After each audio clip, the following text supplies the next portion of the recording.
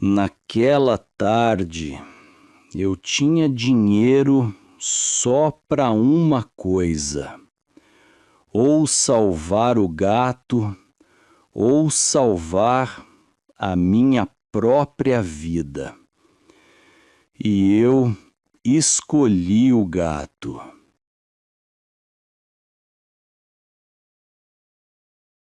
O silêncio de uma casa vazia não é feito apenas de ausência de som. Ele é feito de peso.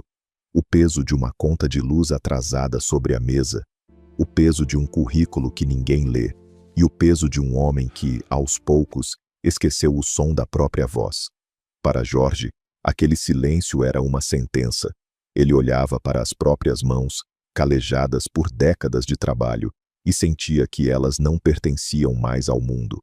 O mundo é rápido demais para quem já passou dos 50. O mundo é impiedoso com quem perde o passo. Naquela tarde, o mormaço de Nova Iguaçu parecia entrar pelas frestas da janela, carregando o cheiro de asfalto quente e o som distante do trem da supervia. Um som que lembrava Jorge, a cada hora, que a vida estava partindo, e ele tinha ficado na plataforma. Ele não queria mais abrir as cortinas, não queria ver a luz. Mas foi um grito, um som agudo, rasgado, vindo do quintal de terra batida, que o forçou a levantar. Jorge arrastou os pés, o corpo pesado pela apatia, e abriu a porta dos fundos. Ali, entre as folhas secas de uma mangueira velha, ele o encontrou. Não era um filhote de comercial, não era um gato de revista, era um guerreiro que tinha perdido muitas batalhas. Um mestiço, preto e branco, com a pelagem manchada de graxa e uma cicatriz profunda que dividia sua orelha esquerda ao meio. Ele tinha um corte na pata traseira e respirava com dificuldade. Mas quando os olhos daquele vira-lata encontraram os de Jorge, não houve medo. Houve um reconhecimento. Era como se o animal estivesse espelhando a alma de Jorge. Dois sobreviventes, dois seres que o sistema havia decidido descartar. Jorge sentiu um nó na garganta que não sentia há anos. Ele não tinha dinheiro para um veterinário. Ele mal tinha para o próprio jantar. Mas ele tinha água morna, ele tinha um resto de gaze, e ele tinha, pela primeira vez em meses, uma missão. Aquela noite foi a primeira em que Jorge não pensou em sua própria escassez. Enquanto limpava a ferida do animal, que ele batizou de Valente, Jorge percebeu algo fascinante. O gato não miava. Ele aguentava a dor em silêncio. Um silêncio de quem conhece a dureza das ruas e sabe que reclamar não resolve nada. Nos dias que se seguiram, a rotina de Jorge mudou. O desemprego ainda estava lá, a incerteza ainda batia à porta. Mas agora havia um ritmo novo na casa. O som das unhas de Valente no piso de taco, o barulho da tigela de cerâmica sendo preenchida, o calor de um corpo vivo que escolheu, deliberadamente, deitar-se ao lado dos pés de Jorge. Você já parou para observar como um gato se cura? Ele não se apressa. Ele não se culpa por estar ferido. Ele apenas existe. Valente começou a guiar Jorge através do exemplo. Quando Jorge se afundava no sofá, perdido em pensamentos sombrios sobre o futuro, Valente saltava em seu colo. 3 quilos de vida e um ronronar rítmico. O ronronar de um gato é uma frequência de cura, é um motor de esperança que vibra dentro do peito e nos lembra que, enquanto houver respiração, há uma chance. Jorge começou a perceber que, para cuidar de Valente, ele precisava cuidar de si mesmo. Se ele não se alimentasse, não teria forças para trocar o curativo do gato. Se ele não mantivesse a casa limpa, a ferida de Valente poderia infeccionar. Pela primeira vez em 2 anos, Jorge abriu as janelas de par em par.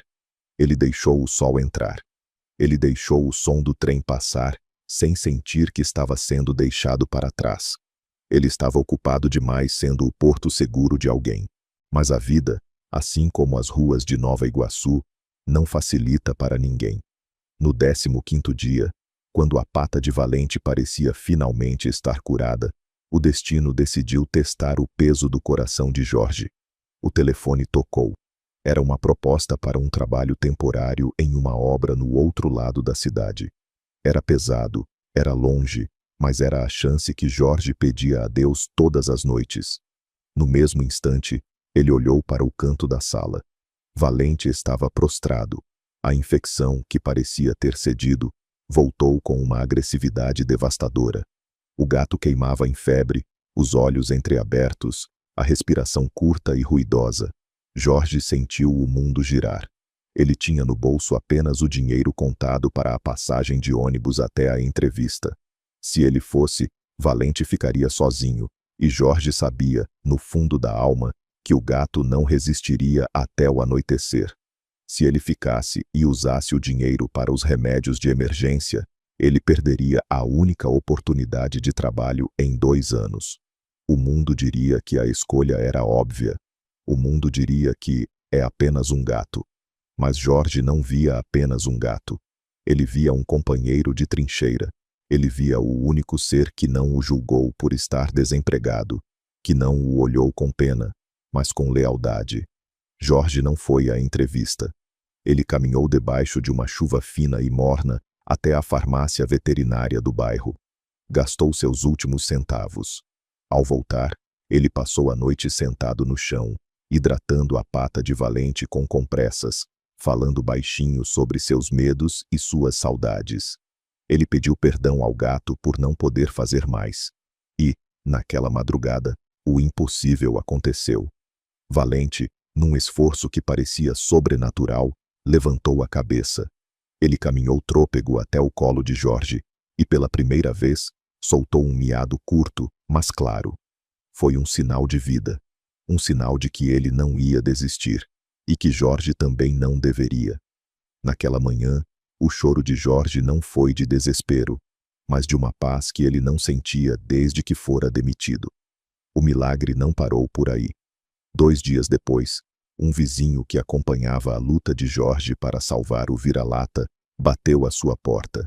Ele trabalhava em uma empresa de logística e disse: Jorge, vi como você cuidou desse bicho. Quem tem essa dedicação e esse caráter com quem não pode dar nada em troca, é o tipo de homem que eu preciso na minha equipe. Hoje, a casa em Nova Iguaçu não é mais um lugar de sombras. Valente agora corre pelo quintal, com sua orelha partida servindo como uma medalha de honra. Jorge voltou ao mercado de trabalho, mas ele é um homem diferente. Ele aprendeu com o seu gato-guia que a nossa dignidade não vem do que produzimos, mas do quanto somos capazes de amar, mesmo quando não temos nada. Talvez você esteja enfrentando o seu próprio deserto agora. Talvez se sinta invisível. Mas lembre-se, às vezes, o guia que você precisa não fala a sua língua. Ele tem 4 patas, uma cicatriz na orelha e uma sabedoria que o mundo moderno esqueceu. Os gatos não cruzam nosso caminho por acaso. Eles vêm para nos lembrar quem nós realmente somos. Se você também foi resgatado por um pequeno mestre de 4 patas, deixe sua história nos comentários. No Gatos que Guiam, cada vida importa. Não esqueça de se inscrever para mais jornadas de superação. Até o próximo encontro.